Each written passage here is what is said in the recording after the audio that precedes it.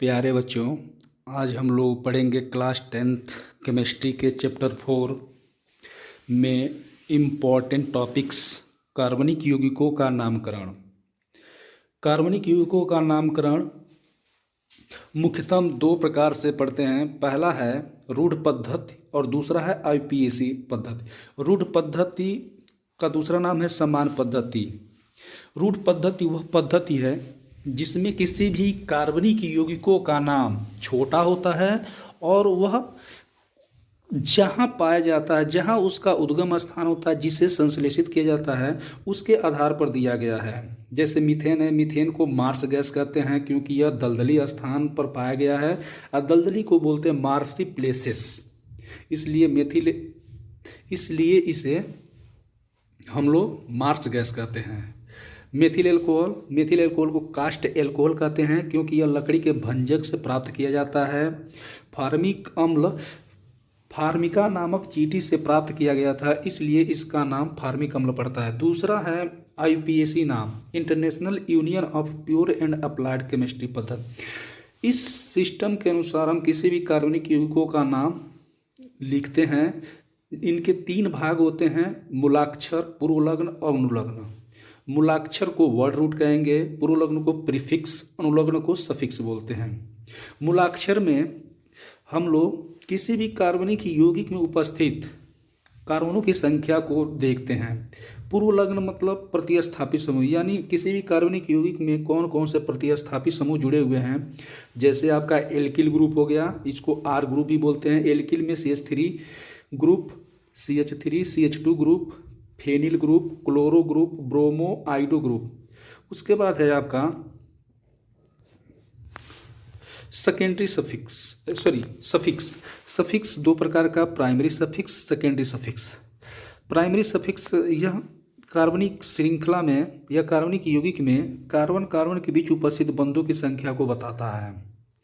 दूसरा है secondary suffix, यह कार्बनिक यौगिक में उपस्थित क्रियात्मक समूह को बताता है। मूलाक्षर अभी डिस्कस भी किए थे कि मूलाक्षर वे किसी भी कार्बनिक यौगिक में उपस्थित कार्बनों की संख्या होते हैं। यदि किसी कार्बनिक यौगिक में कार्बन की संख्या C1 हो तो उसे मेथ कहेंगे, 2 होगा तो एथ, 3 होगा तो प्रोप, 4 होगा तो ब्यूट, 5 होगा तो पेंट, 6 होगा तो हेक्स, 7 होगा तो हेप्ट, 8 होगा तो ऑक्ट और 9 होगा तो नॉन और C10 होगा तो उसको डेक कहेंगे।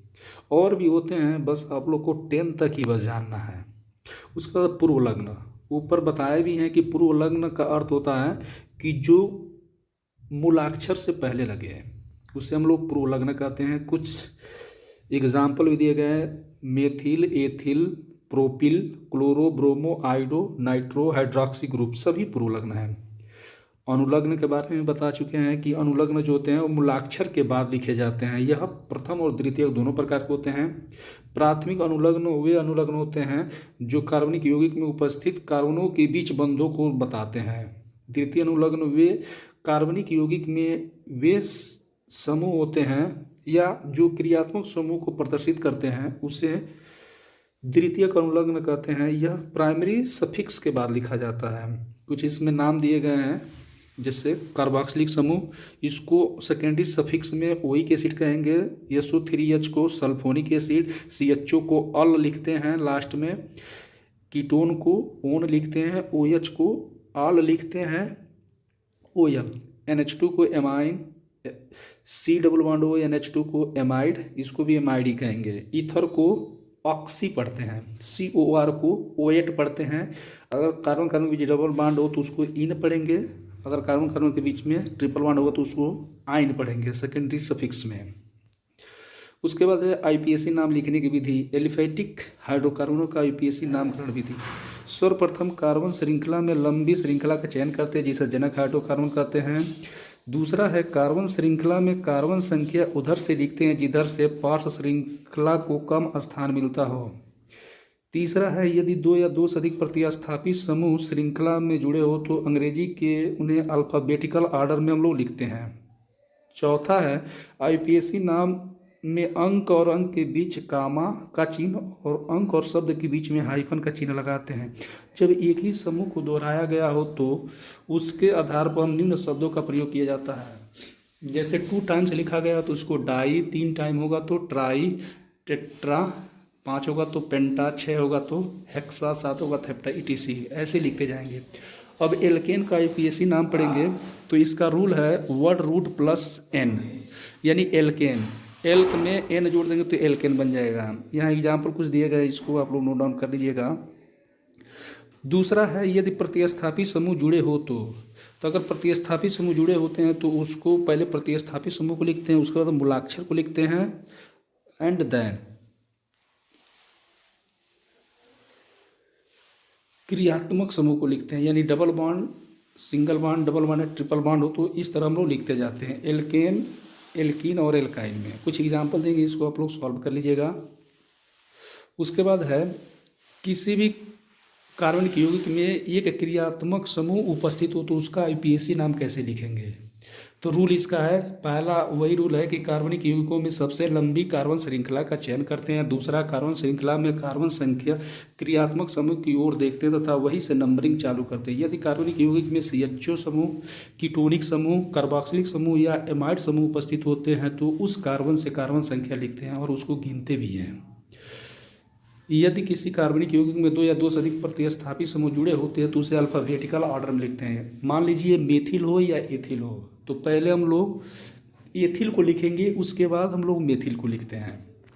एल्कोहल में एल्कोहलिक समूह में यानी एल्केन से एन को हटाएंगे तो उसके जगह OL जोड़ देंगे तो क्या हो जाएगा एल्केनॉल। कुछ एग्जाम्पल हैं, जैसे मेथनॉल है तो यहाँ CH3OH, इथेनॉल है CH3CH2OH, प्रोपेनॉल है CH3CH2CH2OH, ETC।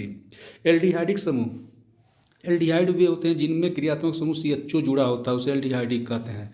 IUPAC नाम कैसे लिखेंगे, एल्केन से एन को हटाते हैं और उसके जगह पे AL जोड़ देते हैं तो एल्केनल होता है। इसमें एग्जाम्पल दिए गए HCHO जिसको फॉर्मेल्डिहाइड कॉमन नेम में कहते हैं, और IUPAC नाम में इसको पढ़ेंगे मिथेनॉल, मिथेनल है क्योंकि यहाँ एल्डिहाइडिक ग्रुप है।